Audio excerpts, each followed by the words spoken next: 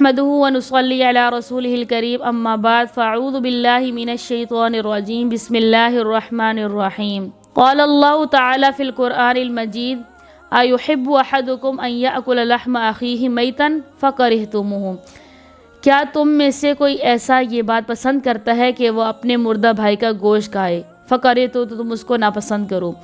یعنی اصل اس آیت کا مطلب یہ ہے کہ اگر کوئی شخص غیبت کرتا ہے، پہلی بات تو آپ یہ سمجھ لیں کہ غیبت کہتے کسے ہیں.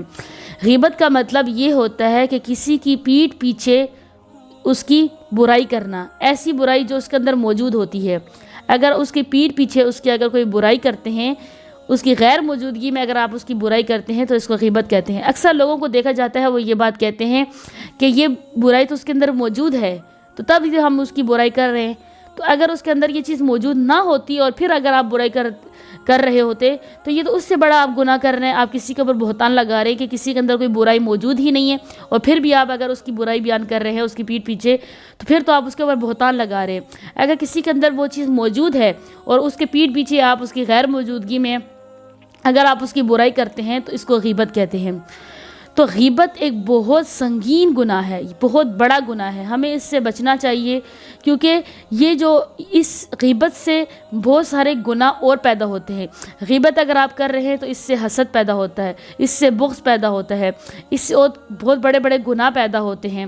یعنی آپ یہ سمجھ لیں کہ اگر آپ کے دل میں حسد آتا ہے، غیبت سے سب سے پہلی جو چیز پیدا ہوتی ہے وہ حسد پیدا ہوتا ہے. حسد کی مثال ایسی ہے جیسے کہ آگ جو ہے وہ لکڑی کو کھا جاتا ہے، یا پھر آپ اس کی مثال ایسے سمجھ لیں کہ جیسے کسی لکڑی کو دیمک لگ جائے تو وہ دیمک جو ہے وہ لکڑی کو کیسے اندر سے کھوکھلا کر دیتا ہے. تو یہ حسد بھی ایک ایسی بیماری ہے، یہ غیبت بھی ایک ایسی بیماری ہے کہ جو غیبت کر رہا ہوتا ہے، جو حسد کر رہا ہوتا ہے، اس کو اندر سے وہ خود ہی کھوکھلا کر رہا ہوتا ہے.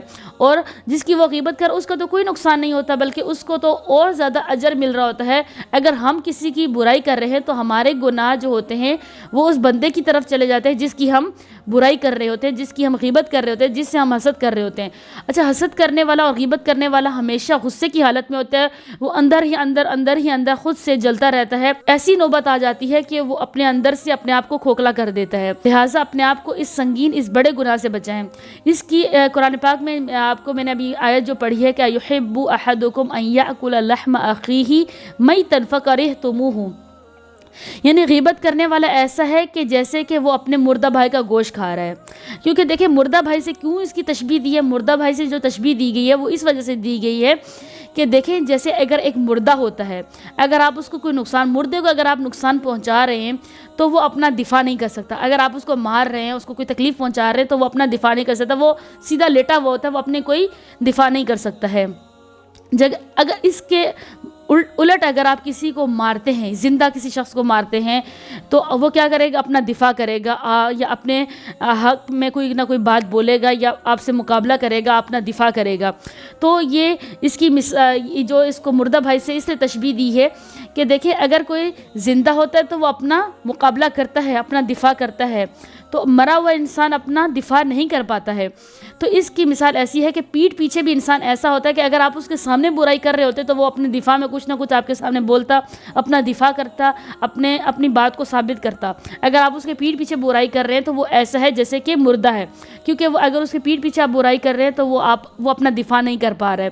اس وجہ سے اس کو مردہ بھائی سے تشبیہ دی ہے. یعنی تم میں سے کیا کوئی ایسا ہے کہ جو یہ بات پسند کرے کہ وہ اپنے مردہ بھائی کا گوشت کھائے؟ نعوذ باللہ، ہم میں سے کوئی بھی یہ بات نہیں پسند کرتا کہ وہ اپنے مردہ بھائی کا گوشت کھائے. تو لہٰذا اس سنگین گناہ سے بچیں، اس بڑے گناہ سے بچیں. اگر آپ اس گناہ کو چھوڑ دیں گے، غیبت جیسے، حسد جیسے گناہ کو اگر آپ چھوڑ دیں گے تو آپ کا گھر سنور جائے گا، آپ کے گھروں میں سکون آ جائے گا. اگر آپ اپنے گناہوں کو، اپنی برائیوں کو اپنے اندر جھانکیں گے تو آپ کو اپنی برائیاں نظر آئیں گی، آپ کو اپنی خامیاں نظر آئیں گی. لیکن اگر جو شخص دوسروں کی برائیاں دیکھتا ہے، دوسروں کی خامیاں دیکھتا ہے اور وہ اپنے آپ کو اچھا سمجھ رہا ہوتا ہے تو یہ سب سے بڑا گناہ کر رہا ہے کہ وہ اپنی خامیوں کو چھوڑ کر کسی اور کی خامیوں کو تلاش کر رہا ہے. اس سے آپ کے گھروں میں بے سکونی پیدا ہوگی، اس سے آپ کو بہت زیادہ نقصان ہوگا، گھروں میں لڑائیاں جھگڑے ہوں گے جس وجہ سے آپ کا پورا گھر تباہ ہو سکتا ہے. لہٰذا اس گناہ سے بچیں.